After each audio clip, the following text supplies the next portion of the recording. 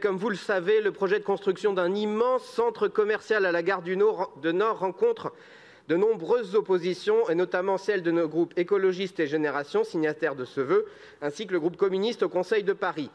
Je rappelle que ce projet fait l'objet d'un contrat de concession d'une durée de 46 ans, passé par SNCF Gares et Connexions avec Citrus, une filiale du groupe Auchan.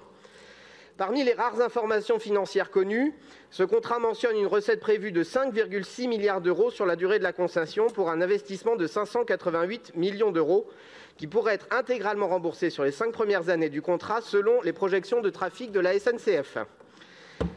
Cet investissement présente néanmoins des risques importants dans le contexte actuel et puis du fait du modèle d'activité de l'immobilier commercial. La SNCF est intéressée à l'exploitation via une redevance et une part des dividendes. Alors il y a un élément nouveau, c'est le rapport de la Cour des comptes du 21 avril 2021 concernant la gestion des gares en France. Ce rapport confirme que le constat que nous avons fait pour les gares parisiennes, celui de la carence de l'État qui, je cite, ne prend pas en charge le financement d'obligations dont il est pourtant responsable pour un patrimoine qui lui appartient et dont Gares et Connexions n'est qu'affectataire.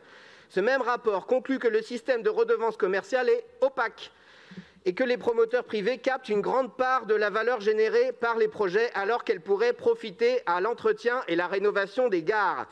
Pour y remédier, la Cour des comptes formule des recommandations sur le mécanisme d'affectation. En clair, faire bénéficier au transport de voyageurs les recettes générées dans les gares pour améliorer les conditions de transport des usagers.